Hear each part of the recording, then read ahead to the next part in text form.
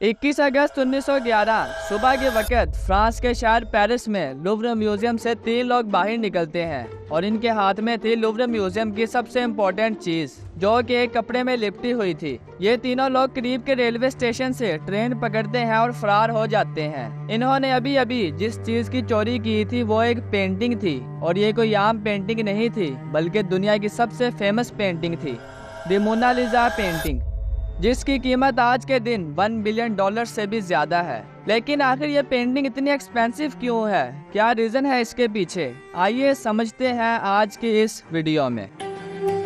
The Mona Lisa is the most famous painting in the world. Just over 100 years ago, the Mona Lisa is snatched from the world's most famous museum. The crime sends shockwaves around the world and baffles the world's greatest living detective.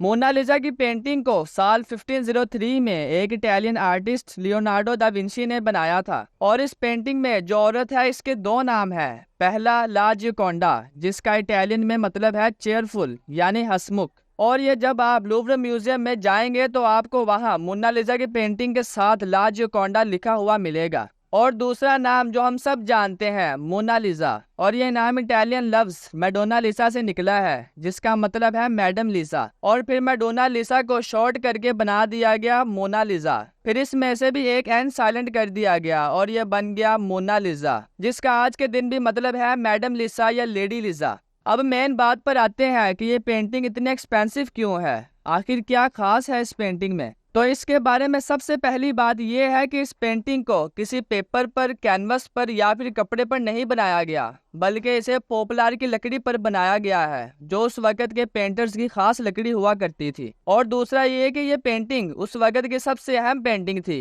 क्योंकि ये अकेली ऐसी painting थी जो किसी इंसान पर इतना क्लोजली फोकस कर रही थी। और अगर इसके साइज की बात करें तो ये 77 बाय 53 सेंटीमीटर की है, जो आज के दिन नॉर्मल है। लेकिन उस वक्त कोई पेंटर इस तरह की पोर्ट्रेट पेंटिंग नहीं बनाया करता था। इसके अलावा इसकी कलरिंग में ज्यादातर ब्राउन और येलो कलर का इस्तेमाल किया गया है, जिसकी वजह से ये डल सी लगती है। लेकिन इसके येलोइश दिखने के पीछे भी 2 रीजंस हैं। पहला ये कि ये पेंटिंग एक लकड़ी पर बनाई गई है, और ऑब्वियसली मॉइस्चर और ह्यूमिडिटी की वजह से लकड़ी खराब हो जाती है, इसीलिए इस पर वार्निश की लेयर चढ़ाई गई, जिसकी वजह से ये येलोइश दिखती है। और दूसरा ये कि वक्त के साथ साथ इस पेंटिंग में ब्लीचिंग आती गई। कुछ लोगों ने इस पेंटिंग को रिक्रिएट किया कि जब ये पेंटिंग बनाई गई थी तो ये कुछ इस तरह दिखती होगी, और बाद में ये इस तरह की हो गई। इसके अलावा तीसरी और सबसे इम्पोर्टेंट बात जो मोनालिसा की पेंटिंग को बाकी सारी पेंटिंग से यूनिक बनाती है, और वो ये कि लियोनार्डो दा विंची ने इस पेंटिंग को बनाते वक्त स्फुमाटो टेक्निक का इस्तेमाल किया था। इसमें होता यह है कि बैकग्राउंड में जो चीजें होती हैं उनके और मेन ऑब्जेक्ट के दरमियान कोई क्लियर बाउंड्रीज नहीं बनाई जाती, बाउंड्रीज को ब्लर कर दिया जाता है। और यही राज छुपा है मोनालिसा की मिस्टीरियस स्माइल में।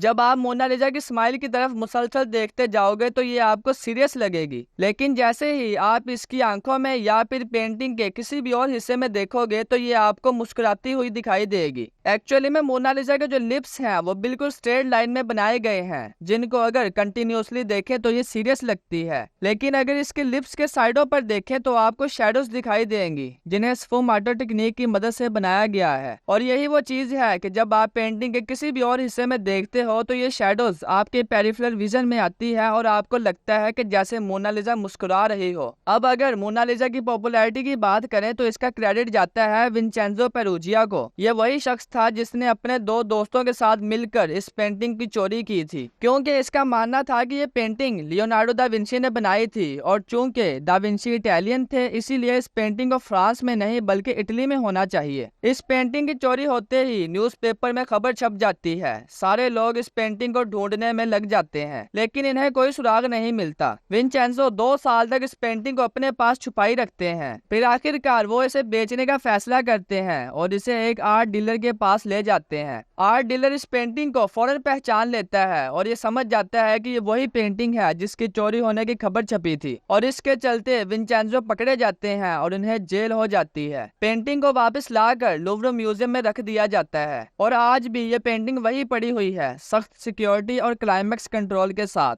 आज भी अगर आप लूव्र म्यूजियम जाते हैं तो आपको वहाँ कई सारी पेंटिंग्स देखने को मिलेगी, लेकिन सबसे ज्यादा भीड़ आपको मोनालिसा की पेंटिंग के इर्द गिर्द दिखाई देगी। उम्मीद करता हूँ ये वीडियो भी आपको इंटरेस्टिंग लगी होगी। मिलते हैं एक और शानदार वीडियो में।